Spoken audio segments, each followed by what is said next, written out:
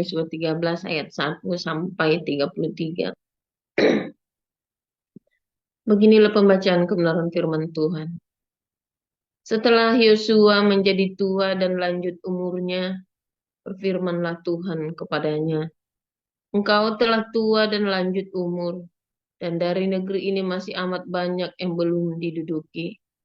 Inilah negeri yang tertinggal, segenap wilayah orang Filistin dan seluruh negeri orang Gesur, mulai dari sungai Sikor di sebelah timur Mesir sampai ke daerah Ekron ke arah utara.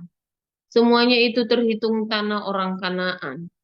Ada 5 raja kota orang Filistin, yakni di Gaza, di Asdod, di Askelon, di Gad, dan di Ekron, dan orang Awi di sebelah selatan.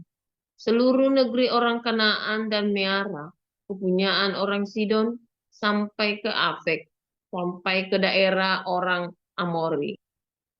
Selanjutnya negeri orang Gebal dan seluruh gunung Libanon di sebelah matahari terbit, mulai dari Baal Gad di kaki gunung Hermon, sampai ke jalan yang menuju ke Hamat. Semua orang yang diam di pegunungan, mulai dari gunung Libanon sampai ke Misrefot Maim, semua orang Sidon. Aku sendiri akan menghalau mereka dari depan orang Israel. Hanya undikanlah dahulu negeri itu di antara orang Israel menjadi milik pusaka mereka, seperti yang kuperintahkan kepadamu. Oleh sebab itu, bagikanlah negeri ini kepada suku yang 9 itu dan kepada suku Manasye yang setengah itu menjadi milik pusaka mereka. Bersama-sama dengan suku Manasye yang setengah lagi, orang Ruben dan orang Gad telah menerima milik pusaka mereka yang telah diberikan Musa kepada mereka di sebelah timur sungai Yordan, seperti yang ditentukan Musa, hamba Tuhan itu kepada mereka, yakni mulai dari Aror yang di tepi sungai Arnon, kota pada pertengahan sungai itu, dan seluruh dataran tinggi dari Medeba sampai ke Dibon, dan segala kota Sihon, raja orang Amori yang berkerajaan di Hesbon, sampai ke daerah orang Amon. Selanjutnya Gilead dan daerah orang Gesur dan orang Maaka, serta seluruh gunung Hermon dan seluruh tanah Basan sampai ke Salka. Seluruh kerajaan Og di Basan yang memerintah di Astarot dan Edrei. Dialah yang tinggal hidup dari sisa-sisa orang Refaim yang telah dikalahkan dan dihalau oleh Musa. Tetapi orang Israel tidak menghalau orang Gesur dan orang Maaka itu, sehingga Gesur dan Maaka masih tetap diam di tengah-tengah Israel sampai sekarang.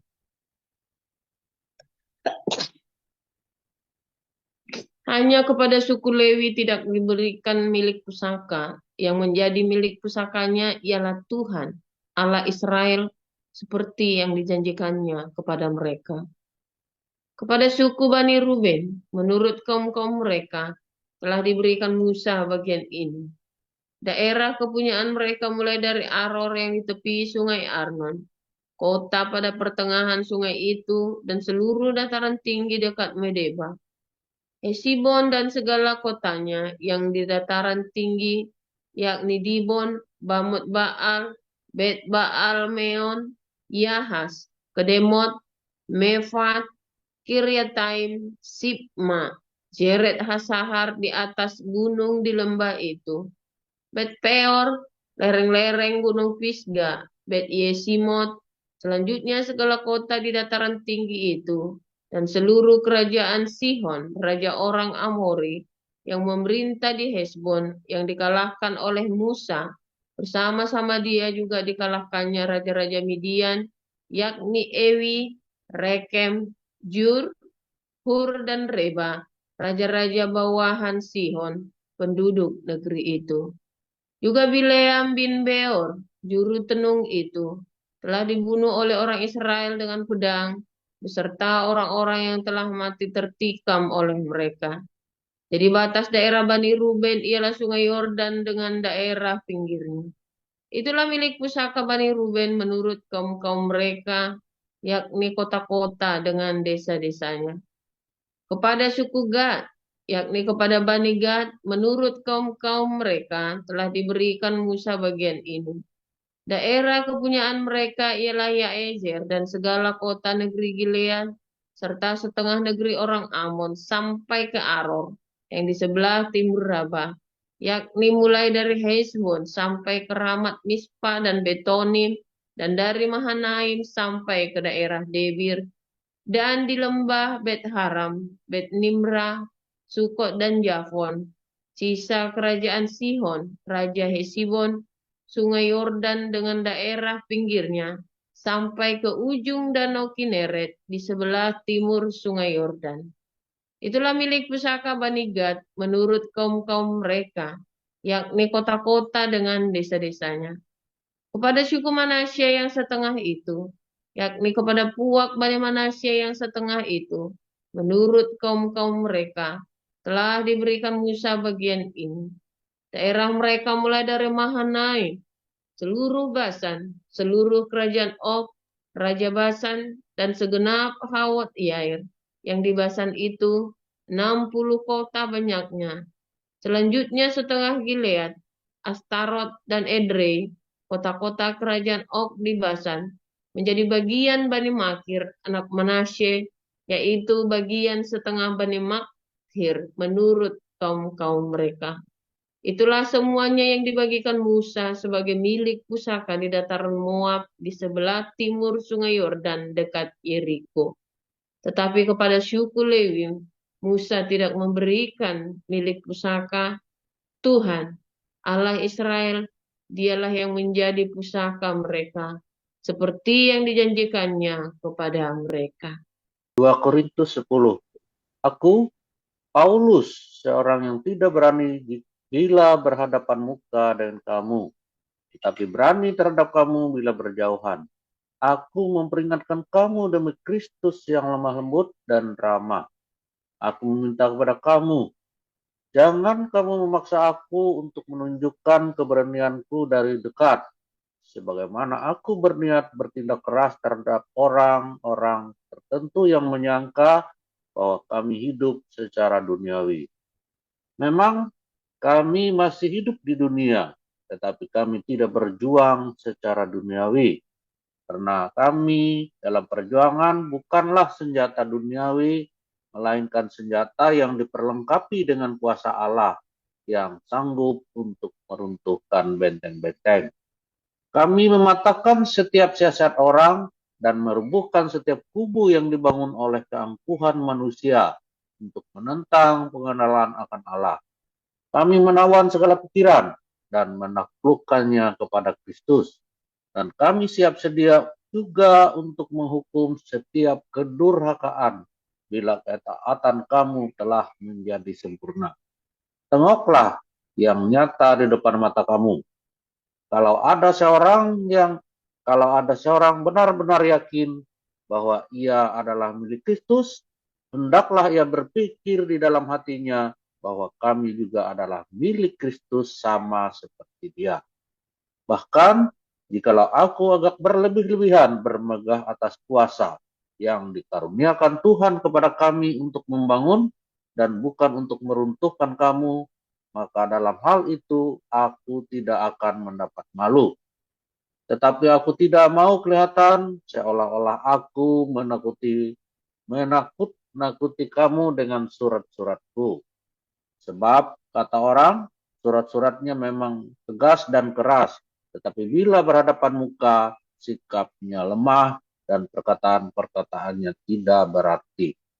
Tetapi, hendaklah orang-orang yang berkata demikian menginsafi bahwa tindakan kami bila berhadapan muka sama seperti perkataan kami dalam surat-surat kami bila tidak berhadapan muka. Memang kami tidak berani menggolongkan diri kepada atau membandingkan diri dengan orang-orang tertentu yang memujikan diri sendiri. Mereka mengukur dirinya dengan ukuran mereka sendiri dan membandingkan dirinya dengan diri mereka sendiri. Alangkah bodohnya mereka. Sebaiknya kami tidak mau bermegah melampaui batas, melainkan tetap di dalam batas-batas daerah kerja yang dipatok Allah bagi kami yang meluas sampai kepada kami juga. Sebab dalam memberitakan Injil Kristus, kami telah sampai kepada kamu, sehingga kami tidak melewati batas daerah kerja kami, seolah-olah kami belum sampai kepada kamu. Kami tidak bermegah atas pekerjaan yang dilakukan oleh orang lain di daerah kerja yang tidak dipatok untuk kami, tetapi kami berharap bahwa apabila imanmu makin bertumbuh, kamu akan mendapat penghormatan lebih besar lagi di antara kamu jika dibandingkan dengan daerah kerja yang dipatok untuk kami. Ya, hidup kami supaya kami dapat memberitakan Injil di daerah-daerah yang lebih jauh daripada daerah kamu dan tidak bermegah atas hasil-hasil yang dicapai orang lain di daerah kerja yang dipatok untuk mereka. Tetapi barang siapa bermegah, hendaklah ia bermegah di dalam Tuhan. Sebab bukan orang yang memuji diri yang tahan uji, melainkan orang yang dipuji Tuhan. Haleluya, firman Tuhan selalu baru setiap hari ketika kita menantikan Tuhan dengan penuh cinta. Penuh cinta, tetap semangat, ya, rendah hati, ya, responnya harus bagus ya, dan konsisten, ya. Nanti kita akan jadi pemenang. Percaya saya, saudara, saya sudah melewati seserem apapun masalahmu. Sorry, bukan ngeremehin, saudara ya. Sengeri apapun masalahmu. Saudara, ya, ada batas-batas. Ya, ada batas-batas di dalam hidup kita yang tidak boleh kita langgar. Ya, saudara ya. Ada batas-batas yang tidak boleh kita langgar. Ada batas-batas kemampuan, kapabilitas kita, kapasitas kita. Kalau orang kejawen, kalau orang kelenteng, bilangnya ada garis tangannya. Ya sudah suratan nasib. Nah, bukan itu, saudara. Bukan garis tangan suratan nasib, bukan. Karena Anda bisa mengubah nasibmu. Tapi ada batas. Segala sesuatu itu ada batasnya yang tidak boleh kamu langgar. Yaitu apa, saudara? Ketika sudah tidak ada cinta lagi dalam hidupmu, saudara. Ketika yang kamu lakukan itu bukan cinta lagi, tapi ambisi. Itulah batas yang tidak boleh kamu langgar. Kalau Anda ikut pemuritan, bagi semua yang baru dibaptiskan ikut pemuritan, ya, bahwa manusia diciptakan untuk bekerja. Manusia diciptakan bukan untuk menyembah Tuhan, saudara. Itu pelajarannya salah ya, saudara. Coba cari ayatnya. Pertama kali manusia diciptakan, Kejadian 1 ayat 26, supaya apa? Penuhilah bumi, kuasailah. Ya kan? Berkuasalah atas binatang di laut, tumbuhan, ya, binatang di darat, di laut, di udara, dan atas tumbuh-tumbuhan. Kuasailah bumi. Disuruh apa? Suruh bekerja. Ya kan? Manusia itu diciptakan itu bukan buat menyembah Tuhan, tapi bekerja. Nah, bekerjanya bagaimana? Kamu mau bekerja malas-malesan? Mau bekerja dengan ambisi? Atau bekerja dengan cinta? Itu yang penting. Nah, Tuhan maunya bekerja dengan cinta. Jadi begitu pekerjaanmu tidak ada cinta di sana, itu berarti kamu sudah melampaui batas. Kemalasan, itu kamu sudah melampaui batas.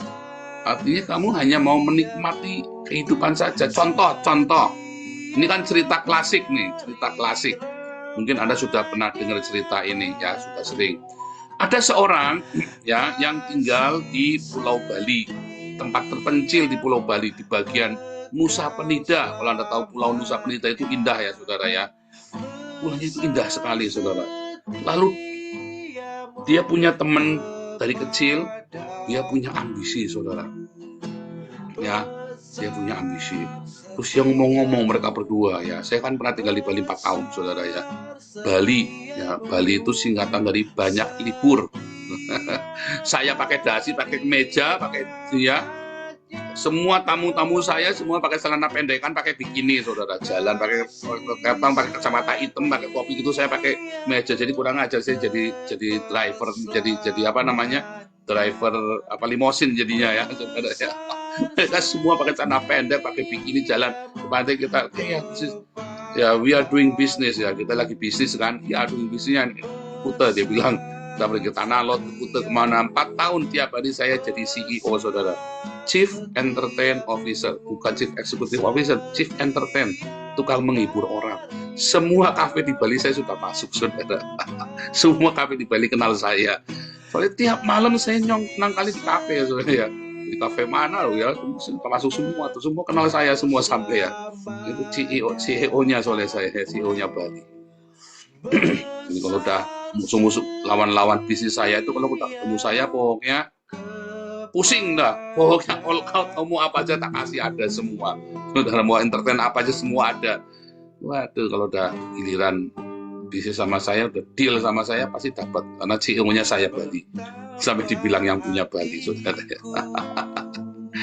Aduh, singkat cerita, 2 orang ini ya, jadi Bali itu pulau yang indah sekali, saudara ya. Nusa Penida itu juga indah ya, saudara ya. Dia punya 2 orang ini saling cerita, ya, kamu nanti besarnya mau jadi apa? Mau apa kamu? Aku mau di sini saja, mancing aja tiap hari. Oh, kamu tidak boleh begitu. Orang itu harus punya ambisi, harus punya drive. Waduh, ya. Terus, ngapain sih sini mau mancing aja? Kamu coba bayangin ya. Kamu di sini, kamu cuma mancing, datang tiap hari mancing. Nanti 10 tahun lagi, saya datang kemari, saya sudah jadi direktur di perusahaan. Maka si yang tukang mancing ini, yang cita-citanya jadi tukang mancing ini bilang, coba kamu jadi direktur mau ngapain coba? Oh ya, saya harus kerja keras. Saya harus kerja keras supaya karir saya naik. Lalu saya jadi direktur di sebuah perusahaan. Terus buat apa jadi direktur? Oh ya, uangnya banyak. Supaya apa kamu? Supaya saya bisa bersantai-santai di tepi pantai. Lah, saya tukang mancing tiap hari sudah bersantai-santai di tepi pantai. Dia bilang gitu, nggak usah jadi direktur. Kamu jadi direktur supaya bisa bersantai di tepi pantai tiap hari. Saya tukang mancing, tiap hari saya bersantai di tepi pantai.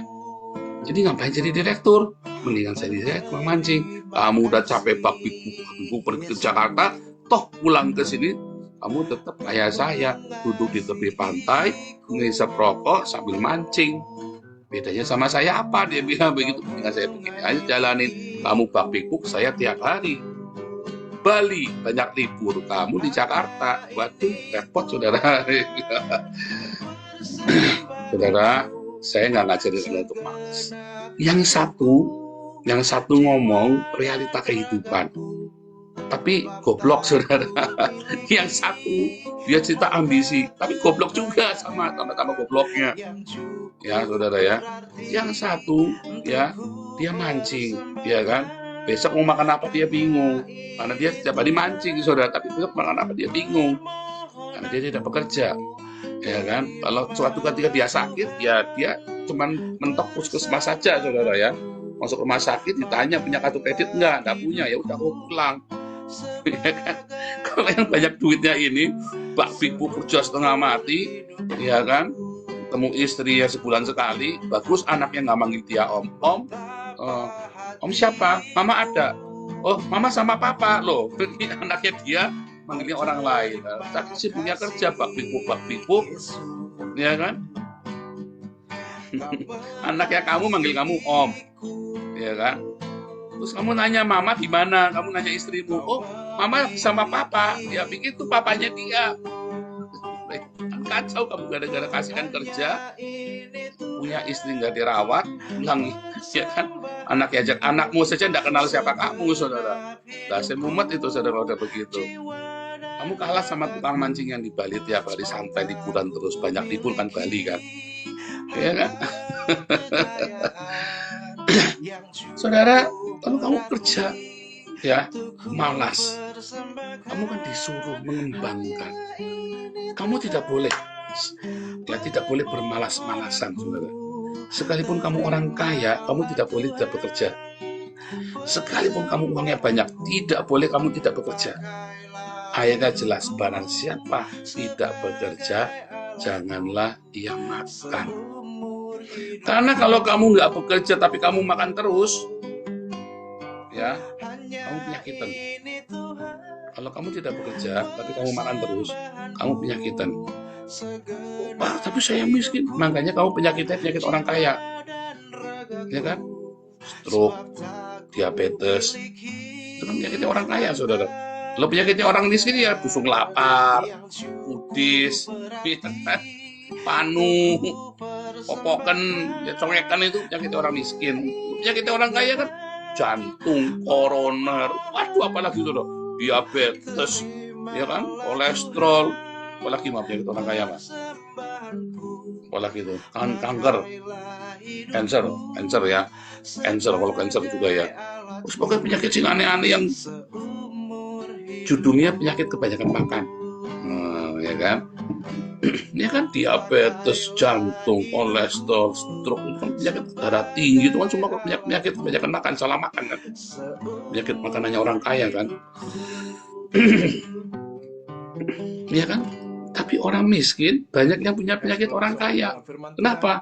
Karena dia terima bantuan tapi dia tidak mau bekerja. Dia makan tiap hari, dia nggak mau bekerja. Makanya Paulus berkata, nggak kerja jangan makan.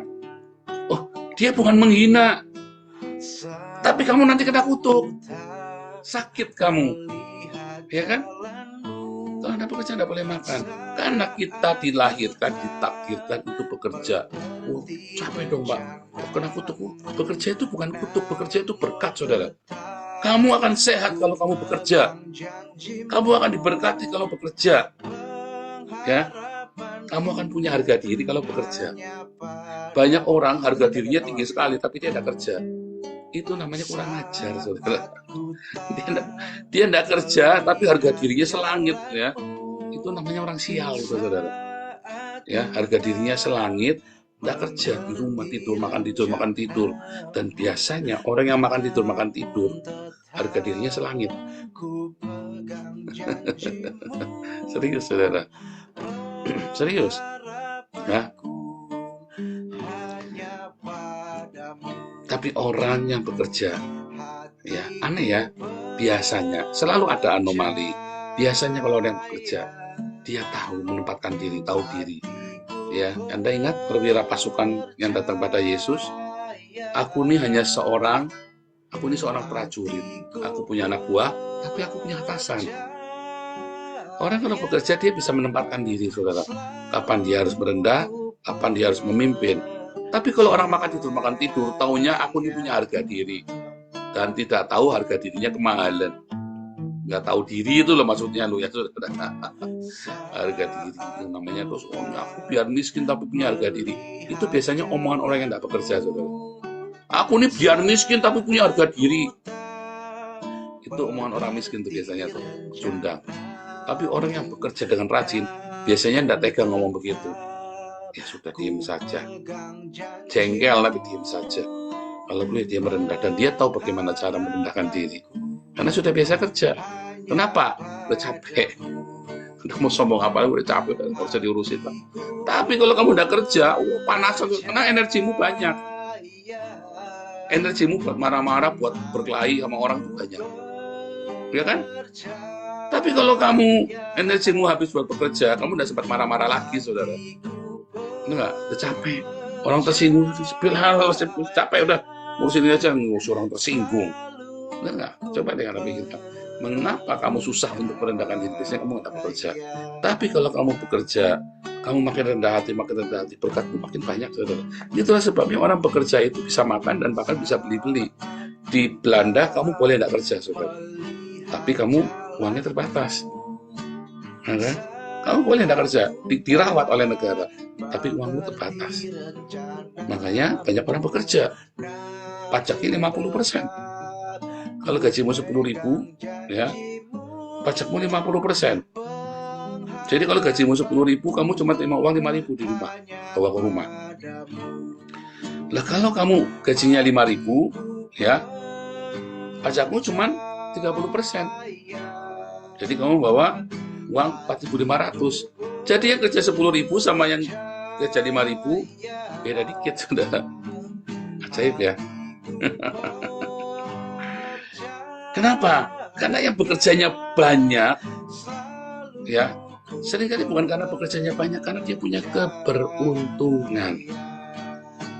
Luck, hoki, rezeki.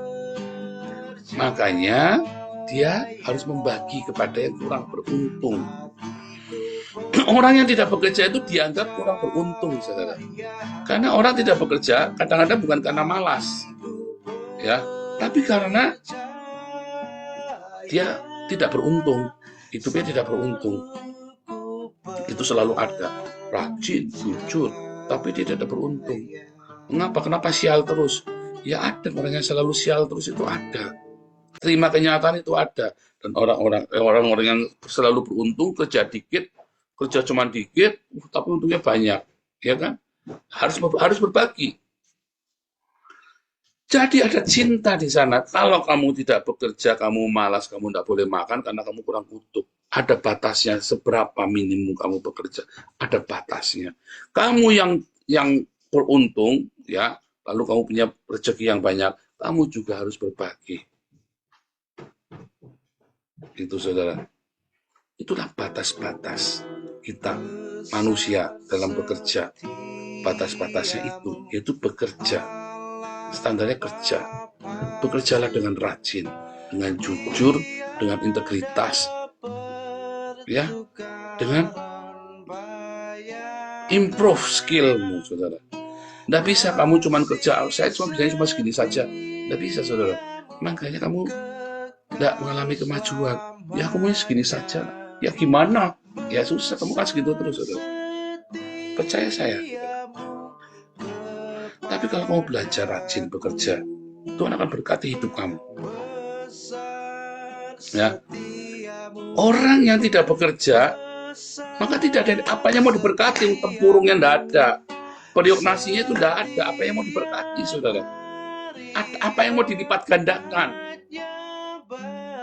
Tapi orang yang bekerja akan mengalami pelipat gandaan tiap harinya, karena dia serahkan pekerjaan itu dengan cinta kepada Tuhan. Karena bekerja itu kan sebuah ibadah. Kejadian 1 ayat 26, ya kan? Sampai 28, diciptakan untuk bekerja. Bekerja dengan cinta, bahkan Tuhan pun bekerja. Ya kan? Pada mulanya Allah menciptakan. Dan sampai dengan hari ini Tuhan bekerja. Ya kan? Dan ada orang yang bekerja dengan luar biasa keuntungan. Dia harus berbagi. Karena doanya kita apa, saudara? Berilah kami pada hari ini makanan kami yang secukupnya. Jadi kalau Tuhan kasih kamu berlimpah, artinya kamu harus berbagi. Karena kamu sudah janji sama Tuhan, berikan pada kami makanan yang secukupnya. Kecuali kamu doa, Tuhan berikan aku makanan buat sebulan. Tapi Tuhan tidak ngajarin itu. Tuhan ajarin kita, berikan kepada kami makanan kami pada hari ini secukupnya. Sebab kalau lebih dari cukup kamu makan sendiri, kamu penyakitan. Kamu tidak bekerja, terus kamu makan, kamu penyakitan, saudara. Yang tidak bekerja jangan makan. Sebab kalau kamu tidak bekerja dan kamu makan, kamu penyakitan karena kutuk. Tetapi kalau kamu bekerja dengan giat, dan kamu mendapat berkat makananmu lebih dari cukup, tapi kamu makan sendiri, kamu tidak bagi sama orang lain, maka apa yang terjadi, saudara? Kamu penyakitan juga, kena kutuk. Ya kan? Jadi harusnya bagaimana? Yang bekerja, yang miskin bekerja untuk makananmu, yang kaya bekerja untuk berbagi. Ya kan? Supaya kamu bisa berbagi. Yang biasa-biasa saja, rajinlah bekerja. Karena suatu ketika yang biasa-biasa itu akan berkembang. Tapi kalau yang biasa-biasa saja tidak rajin, kamu akan turun ke bawah. Itulah hukum cinta, saudara. Jangan kamu sehari kerja kurang dari 6 jam. Kalau masih muda apalagi ya, saudara ya. Jangan kurang dari 6 jam. Kamu nanti males. Nah, kamu nanti tiba-tiba jadi goblok. Kalau kamu tidak bekerja, kamu jadi goblok. Otaknya itu isinya cuman ngesek aja, saudara. Karena kamu punya energi. Ya, oh, enggak mungkin Tuhan suamiku di rumah. Oh, bohong, saudara. otaknya itu ngeresnya minta muncrat dunia. Tapi orang kalau sudah capek, saudara ya, setiap hari bekerja dia lelah, dia sampai rumah dia cuma pengen bahagia saja. Tapi tak kepengen yang aneh-aneh itu. Tapi kalau kamu diberkati luar biasa dan kamu tidak berbagi, ya otakmu cabul lagi. Aneh ya, itu hukum alam. Anda boleh percaya, boleh enggak, itu hukum alam. Ya, universal. Jangan bilang orang Kristen, orang Islam, orang Buddha, sama saja. Itu hukum universal. Jadi kalau kamu punya menantu tidak kerja, siram air, saudara. Bangun, kerja. Biarpun jadi tukang beca juga pokoknya suruh kerja, saudara. Biarpun cuma supir angkot, pokoknya suruh kerja, tidak boleh tidak kerja. Jangan sampai kamu punya menantu tidak bekerja, tidak boleh. Ya. Tapi kalau bangunnya siang, mungkin dia kerjanya malam, ya kan? Orang kalau main saham itu kan malam itu kan, main forex, main saham itu kan malam. Jadi kamu juga lihat juga jangan main sembarangan siram, ya kan? Tapi kalau dia jelas nggak ada kerjaan apa-apa, dia saham kagak ngerti, apalagi forex, tahunya ya cuma borok sama forex kan. Nah, itu siram aja, saudara ya. Siram aja, nggak bener. Tapi kalau dia memang kerjanya malam ya gimana ya, jangan kamu bangun pagi-pagi tuh kasihan. Nanti dia kerjanya nggak fokus. Atau dia dapatnya shift malam ya. Jangan pagi-pagi disiram. Jangan, pokoknya orang ini kan bekerja. Atau dia polisi, jaga malam. Atau dia satpam, security, ya kan, jaga malam. Karena Anda harus punya pengertian. Istri-istri yang suaminya bekerja, bersukacitalah. Jangan gajinya dikit kamu ngomel-ngomel. Jangan, bersukacitalah, nikmati berkat itu. Kurang, Pak, enggak apa-apa. Kok kurang enggak apa-apa? Enggak apa-apa. Kamu minta Tuhan berkat, ya kan? Berbagi walaupun kurang. Enggak akan lama-lama. Kalau kamu kelamaan, ada yang salah tuh. Ada yang salah. Pasti kamu enggak belajar berbagi. Pasti kamu kerjanya enggak benar, malas. Pasti kamu malas, tak jamin. Ya, banyak komplain. Kalau kerja itu enggak boleh banyak komplain. Jangan kamu punya periuk nasi terus kamu ngeluh di depan periuk nasi, saudara. Berkat mau datang, kamu ngesialan, gajinya cuma sekian berkat mau datang keluar lagi, saudara.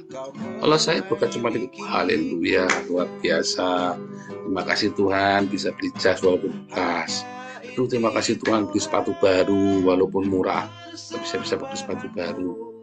Ya, terima kasih Tuhan, makanannya enak setiap hari, padahal tahu tempe. Ya, kamu tahu tempe di Jakarta udah berjanji, makan tahu tempe di sini boros kamu, saudara. Mahal di sini tahu tempe, harganya sama babi sama. Itu, saudara ya. Syukuri tiap hari.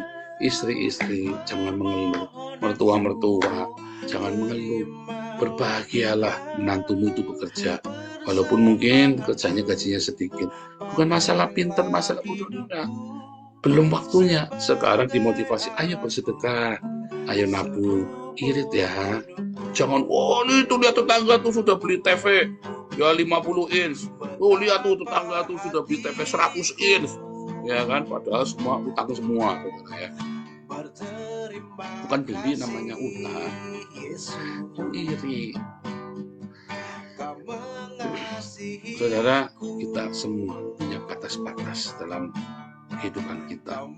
Batasnya adalah cinta. Melayani juga sama, saudara. Tidak mungkin seorang melayani melebihi batas-batasnya kalau dia punya cinta. Ya, kalau dia punya cinta, seringkali dia melakukan lebih dari yang sebetulnya bisa dia lakukan. Ya, tapi kalau dia punya cinta, kalau dia tidak punya cinta, dia melakukan lebih bukan karena cinta, tapi karena ambisi, dia mau ambil punyanya orang. Tapi kalau dia punya cinta, dia lakukan itu karena dia ingin memberikan lebih dari yang dia mampu. Tahu bedanya, saudara? Sama-sama melebihi itu. Yang satu karena ambisi, yang satu karena cinta. Yang tahu hanya kamu, saudara. Dalam melayani juga sama. Ya, yang satu punya batasan ini. Saya ini bendahara. Ya, batasan. Jangan sok-sokan ngambil punyanya orang. Kamu semua disapu semua, Superman, one man show. Jangan juga. Nanti kamu muntah darah, tidak kuat. Jangan one man show. Coba Anda lihat saya, ya kan? Saya tahu saya sibuk sekali, makanya saya bagi hari Rabu, hari Sabtu. Ayo gantian ya, hari apa? Kamis dan Sabtu. Ya, saya berbagi. Enggak semua saya ambil semua. Ya, bahkan mengajar pemuridanmu kita bagi. Saya training dulu sungguh-sungguh ya. Terus kita bagi. Ya kan, siapa yang mau, ya kan? Ini kan pembaptis. Kita bagi semua. Semuanya bertumbuh sama-sama. Tapi yang satu jangan merasa lebih hebat, terus mau nyerobot yang lain. Tapi kalau dia punya cinta, dia akan ambil alih karena nggak ada yang lakukan. Karena dia punya cinta, tak lakukan lebih. Oh, itu kan bukan tugasku. Nah, itu berarti kamu nggak punya cinta. Tapi kalau dia punya cinta, dia lihat apa yang bisa aku bantu ya. Tapi kalau dia ambisi, wah diterobos semua. Sama-sama, beta ya, beta tipis. Kamu punya cinta, kamu melakukan yang lebih daripada yang kamu bisa untuk membantu yang lain, saling melengkapi. Tapi kalau kamu tidak punya cinta, ya, wah itu bukan kerjaanku.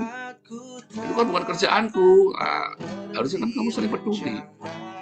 Itu bukan pekerjaanku. Atau saudara, ya, kamu ambil semua dengan anak ambisimu, saudara ya. Ambil semua, orang itu tidak mampu Pak, ambil alih semua Pak. Belum tentu, kamu harus kasih kesempatan orang buat bikin salah. Semua mau ambil alih semua. Itu batas-batas kita. Kalau Paulus dengan para rasul, batas-batasnya antara Yahudi dengan non-Yahudi. Paulus itu pergi kepada orang non-Yahudi. Dia tidak fokus kepada orang Yahudi. Itu batas-batas pelayanannya Paulus. Ya, karena Pak Petrus dan Yakobus kepada orang Yahudi. Itu ada batas-batasnya. Sehingga begitu ada orang Yahudi, dia hubungi Petrus. Petrus ini orang Yahudi nih di Korintus. Nah, ini Petrus, ini ada orang Yahudi nih di Roma. Misalnya begitu, saudara ya. Batas-batas wilayah kita masing-masing. Tuhan itu sudah kasih takaran buat kita masing-masing, ya. Tapi kamu bisa mengembangkan batas-batas itu, saudara. Dengan cara apa? Bersedekah, berdiakonia, dan bertanggung jawab dengan perkara yang sedikit yang sudah ditakar itu. Memperbesar takaran hidup kita, saudara. Bisa. Ya, kita bisa semua memperbesar takaran hidup kita hari ini. Dengan cara apa? Satu, kamu harus bersedekah. Supaya Tuhan tahu kamu nggak tamak. Kamu nggak serakah. Kamu bisa berbagi tadi, batas-batas tadi. Tapi yang kedua, saudara, selain bersedekah, kamu harus saudara, upgrade dirimu sendiri, kapabilitasmu, kredibilitasmu tiap hari. Kalau enggak, maka kamu akan jatuh dalam rupa-rupa pencobaan.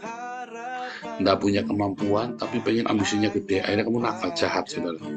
Korupsi lah, ya kan?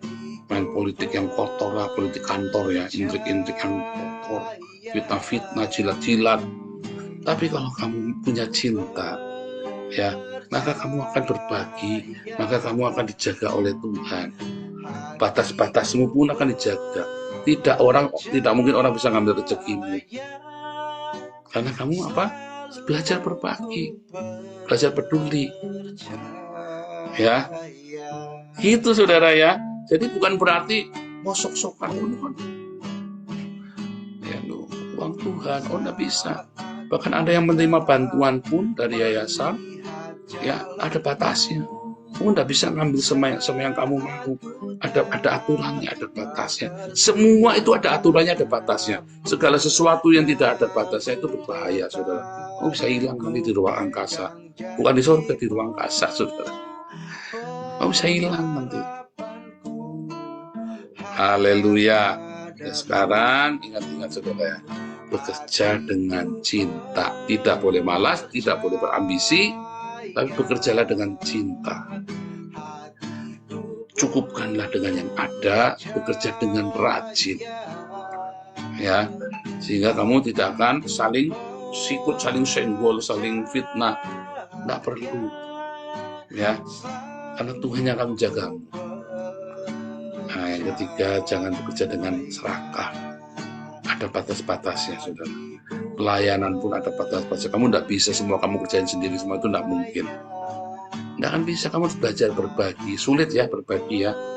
Kenapa? Masalah ketenaran, masalah karir, masalah uang, banyak saudara. Sulit berbagi. Dan kalau kamu ternyata diberkati oleh Tuhan, maka kamu harus benar-benar berbagi, saudara ya. Jangan kamu telan sendiri semua berkat itu, karena di dalam berkatmu itu ada rezekinya orang lain yang tidak sengaja kamu ambil. Tuhan Yesus memberkati.